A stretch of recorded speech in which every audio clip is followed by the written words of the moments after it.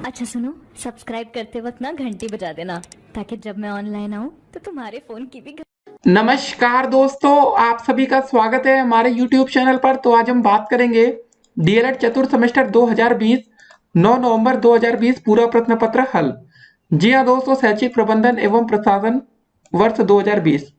तो देखिए दोस्तों, आज आपका पेपर कैसा रहा इसको हम देखेंगे। पहला क्वेश्चन आया था आपके पेपर में कि एनसीईआरटी का मुख्यालय कहाँ पर है। तो इसका दोस्तों जो सही आंसर होगा वो होगा दिल्ली। अगर एन की जगह दोस्तों यहाँ पर हो जाता है SCERT का मुख्यालय कहाँ पर है, तो इसका आंसर हो जाता है आपका लखनऊ, लेकिन फिलहाल इसका आंसर होगा दिल्ली। ठीक है ना। तो पहला क्वेश्चन का आंसर हमारा दिल्ली में हो गया। तो एक बात और आपको बता दें, अगर आज आप सीरीज पढ़कर गए होंगे तो डेफिनेटली दोस्तों आप 50 में 50 स्कोर कर पाए होंगे। और एक भी क्वेश्चन वीडियो के बाहर का नहीं है, सब कुछ वीडियो में कहीं ना कहीं आपको मिल जाएगा। उसके बाद दोस्तों दूसरा क्वेश्चन हमारा क्या है, तो इसको जरा देखते हैं। पाठ्य सहगामी क्रियाकलाप की विशेषताएं। तो पाठ्य सहगामी में सांस्कृतिक कार्यक्रम, वृक्षारोपण हो गया, राष्ट्रीय पर्व हो गया। उपयुक्त सभी आप इसका आंसर कर सकते थे। तीसरा क्वेश्चन दोस्तों हमारा था कि मानवीय प्रबंधन के घटक हैं। तो इसका जो सही आंसर होगा वो होगा हमारा शिक्षक, बच्चे और समुदाय। अगर आपने इस विकल्प को टिक किया तो आपके 1 नंबर बन जाएंगे। चौथा क्वेश्चन क्या आया था आपके पेपर में कि विद्यालय प्रबंधन में महत्वपूर्ण भूमिका होती है। तो इसका जो सही आंसर होगा वो होगा दोस्तों हमारा प्रधानाध्यापक की। ठीक है, पहला क्वेश्चन। पांचवा क्वेश्चन दोस्तों क्या रहा हमारा कि जिला स्तर की सर्वोच्च अकादमिक संस्था है।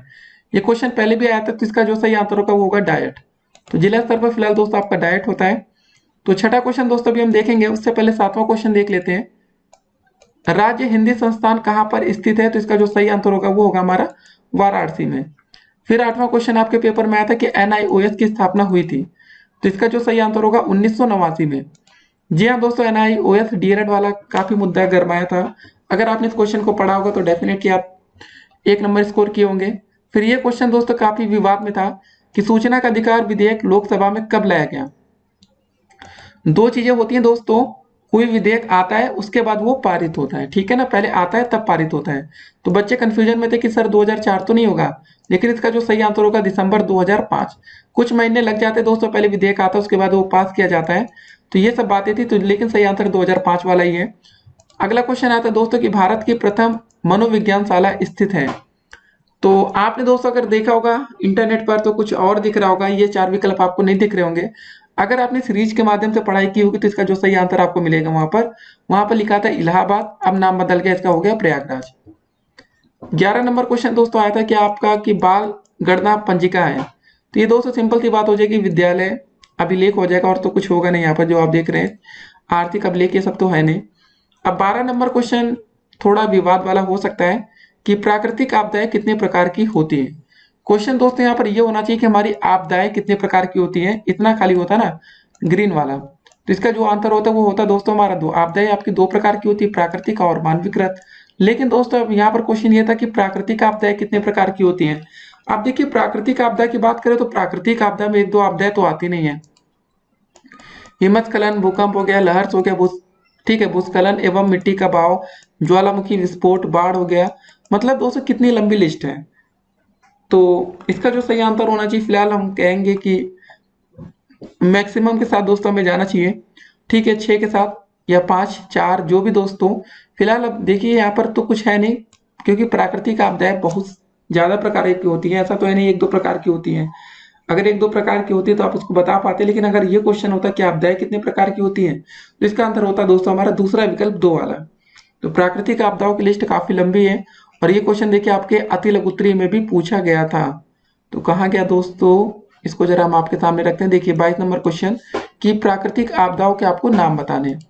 तो प्राकृतिक आपदाओं के दोस्तों जो नाम थे आपने कुछ ऐसा ही लिखा होगा कि इसमें से हिमस्खलन हो सकता है हमारा, भूकंप आ सकता है, लहर हो सकता है, भूस्खलन एवं मिट्टी का बहाव हो सकता है, ज्वालामुखी का विस्फोट हो सकता है, बाढ़ आ सकती है, सुनामी आ सकती है, लिमरिक इर्स्पन हो सकता है। मतलब बहुत से चीजें हैं मतलब यहाँ पर। तो ये सब चीजें थी दोस्तों। अब देखिए अगला क्वेश्चन आपके पेपर आया था कि समय सारणी से बचत होती है। देखिए समय सारणी दोस्तों होगी तो आपकी जो बचत होगी ना, वो समय और श्रम दोनों की बचत हो जाएगी। सबसे इंपॉर्टेंट होता है आपका टाइम। ठीक है ना। अगला क्वेश्चन है दोस्तों कि साहित्यिक गतिविधि है। तो साहित्यिक गतिविधि का दोस्तों जो आंसर हो जाएगा हमारा वो हो जाएगा कहानी लेखन। ठीक है। और आज का अंतिम क्वेश्चन बहुविकल्पी का टीईटी का पूरा नाम होगा। टीईटी दोस्तों आपने काफी सुना होगा, टेट क्या होता है? Teacher eligibility test. ठीक है, टीचर एलिजिबिलिटी टेस्ट होता है और इसको हिंदी में बोलते हैं शिक्षक पात्रता परीक्षा।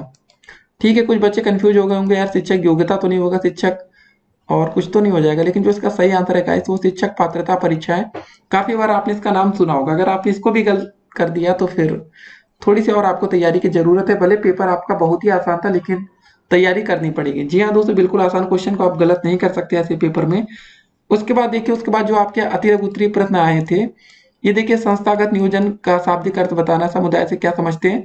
मतलब ये सब ऐसे क्वेश्चन थे कि अगर आप कुछ ना कुछ लिख कर आएंगे तो नंबर आपको मिलेगा, नंबर नहीं कटने वाला। नंबर कट सकता है दोस्तों, जैसा कि आपका देखते हैं कौन सा क्वेश्चन में कटेगा। अभिभावक शिक्षक के संघ के ये उद्देश्य है, ये सब हो गए दोस्तों। विद्यालय में मानव संसाधन, ये सब मतलब बिल्कुल आसान क्वेश्चन है दोस्तों, कुछ भी मतलब कठिन नहीं था, इसको सिर्फ आप बना के लिख देते हैं। देखिए 24 नंबर क्वेश्चन था कि विद्यालय का हृदय किसे कहा जाता है। अब ये देखिए टू द पॉइंट क्वेश्चन था कि विद्यालय का हृदय आपको बताना ही पड़ेगा। तो इसका जो आंसर आप कर सकते थे कि विद्यालय का जो हृदय होता है वो पुस्तक होती है, ठीक है, किताबें। तो अगर आपने इसमें गलती कर सकते हैं, इसमें देखिए आपका नंबर कट सकता है। जो नंबर कटने वाला है उसको भी हम बता रहे हैं कि विद्यालय का हृदय क्या हो जाएगा, इसका आंसर होगा पुस्तक। उसके बाद संगठन हो गया, लर्निंग कॉर्नर हो गया, ये सब चीजें आप बनाकर भी बढ़िया से लिख सकते हैं। अगर देखिए आपकी प्रैक्टिस होगी तो ही कुछ क्वेश्चन आप कर पाएंगे, नहीं तो बहुत से क्वेश्चन आपसे छूटा भी होगा। तो पेपर ओवरऑल आपको भी लग रहा होगा कि ठीक ठाक था, आसान था, बहुत कठिन नहीं था। अब देखिए दोस्तों, एक और बात की कल का जो आपका पेपर होगा वो कैसा आने वाला है। देखिए अगर आपने तैयारी ठीक ठाक कर लेंगे ना तो फिर कोई दिक्कत नहीं होने वाली। अगर तैयारी आपकी ठीक ठाक नहीं होगी फिर देखिए दिक्कतें होंगी। तो मेहनत करिए दोस्तों, और जो अपडेट्स आएंगे वो हम आप तक पहुंचाते रहेंगे। ठीक है, तो मीना मंच हो गया, ये सब क्वेश्चन बिल्कुल आसान क्वेश्चन थे। प्रयोगशाला, ग्राम शिक्षा, आसान क्वेश्चन नहीं कहेंगे लेकिन ऐसे क्वेश्चन थे जिस पर आपको नंबर मिल सकता है। अगर आपने इसको अटेम्प्ट कर दिया होगा ना क्वेश्चन को कि चलो देखते हैं कि क्या हो सकता है, तो आपको नंबर मिलेगा। काफी बच्चे ऐसे होंगे जो इन सब क्वेश्चन को भी अटेम्प्ट ही नहीं कर पाएंगे, सोचेंगे छोड़ो यार हमें नहीं आता, छोड़ देते हैं। देखिए क्वेश्चन को छोड़ना नहीं, लिखना सीखिए। आंसर और क्वेश्चन कुछ ना कुछ बनाकर उसके रिलेटेड होता है ना। अगर आपकी तैयारी होती है शुरू से लेकर अंत तक, आप किताबों को देख लेते हैं, पढ़ लेते हैं, तो काफी ऐसे क्वेश्चन होते हैं जिसको आप कर सकते हैं। लेकिन ठीक है, ये सब बातें हैं। अब देखिए दोस्तों, आपका जो कल पेपर होगा वो होगा मैथ का। जी हाँ दोस्तों, यही अब शुरुआत हो रही है जहां से आपकी बैक लग सकती है। तो गणित में अगर आपको अच्छे नंबर लाना है तो आपको करना क्या पड़ेगा? देखिए सबसे जरूरी है प्रैक्टिस। समय कम है और आपको प्रैक्टिस तो करनी पड़ेगी। अगर आप प्रैक्टिस नहीं करेंगे तो समझ सकते हैं ना, सब कुछ खराब हो सकता है। तो दोस्तों लग जाइए, जो भी अपडेट्स आएंगे हम आप तक पहुंचाते रहेंगे। मेहनत करिए, बाकी सब कुछ भगवान भरोसे छोड़िए।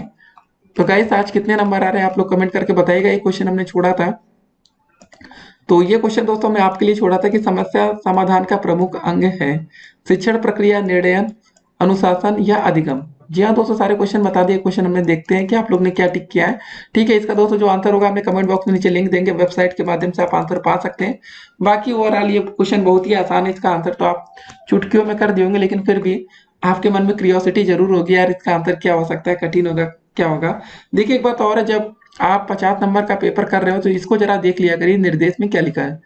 निर्देश में दोस्तों एक बात लिखी गई थी कि जो आपको अति लघु उत्तरीय क्वेश्चन होते हैं उसके लिए आपको 30 शब्दों का प्रयोग करना होता है, और जो लघु उत्तरीय क्वेश्चन होते हैं उसके लिए दोस्तों लिखा है लगभग 50 शब्दों में लिखना है। ठीक है, लगभग का मतलब होता है कम भी हो सकता है, ऐसा नहीं है कि आपको सिर्फ 50 में लिखना है, 50 से ज्यादा ही लिखना है, लगभग 50। तो 45 भी होगा तो चल जाएगा, 55 भी होगा तो चल जाएगा। ये सब चीजें गाइस, और मेहनत करिए आप लोग बढ़िया से। ठीक है, बिल्कुल टेंशन फ्री होकर पेपर दीजिए। देखिए कितने आसान पेपर आ रहे हैं, आपको ज्यादा कुछ नहीं पढ़ना है। आप खाली प्रीवियस ईयर के भी क्वेश्चन पेपर एक बार देख कर जाएंगे ना, तो उसमें से दोस्तों बहुत ही ज्यादा क्वेश्चन आपके फंसने वाले हैं। अब प्रीवियस ईयर के क्वेश्चन पेपर क्यों फंस रहा है आपको हम बता दें, क्योंकि इस बार ज्यादा ऑनलाइन माध्यम से तैयारी तो हुई नहीं है। अब कॉलेज वाले अपना नाम जो होता है ना कि भाई पढ़ाई क्या हुई, ऑनलाइन पढ़ाई हो रही थी आप लोगों की, अगर आप लोग फेल भी होंगे ना तो उनका जो फूटेगा ना सारा जिम्मेदारी, मतलब वो आपके डाइट कॉलेजों पर, प्राइवेट कॉलेजों पर फूटेगा कि आखिर आपने ऑनलाइन टीचिंग के माध्यम से क्या पढ़ाया कि बच्चे फेल हो गए। इसलिए इस बार पेपर थोड़ा आसान बनाया जा रहा है। लेकिन हाँ, आपकी तैयारी काफी कम है, लेकिन देखिए फोर्थ सेमेस्टर के बच्चों को मौका ठीक ठाक मिला था, क्योंकि जिन बच्चों को प्रमोट किया जाना था उनको बहुत पहले से पता चल चुका था कि आप प्रमोट हो रहे हैं। तो गाइस लग जाइए, मेहनत करिए। बाकी जो अपडेट्स होंगी वो हम आप तक देखिए समय समय पर पहुंचाते रहेंगे। बस टेंशन फ्री होकर आपको कल गणित का पेपर देना है। गणित में ही थोड़ी सी दिक्कत हो सकती है, बाकी हमें नहीं लगता कि और किसी विषय में आपको दिक्कत होने वाली। विज्ञान का पेपर देखिए, सामाजिक अध्ययन बहुत ही जरूरी सब्जेक्ट है। देखिए आपको बता दूं, उसका पेपर काफी आसान ही आएगा वैसे, लेकिन होता क्या है ना कि आपको रिवीजन का टाइम नहीं मिल पाएगा। सिर्फ दोस्तों, जब आप गणित का पेपर देकर निकलेंगे सिर्फ 1 घंटे का समय मिलता है, और जब आपका पेपर गणित का छूटेगा तब भी 5-10 मिनट होता है ना, बाहर निकलने में लग जाता है, 5-10 मिनट पहले आने में लग जाता है, मतलब 30 से 40 मिनट मिलते हैं। तो गाइस लग जाइएगा, तेजी से मेहनत करिएगा। फिर मिलेंगे एक और वीडियो में, तब तक के लिए स्टे कनेक्टेड। गुड नाइट, शुभ रात्रि।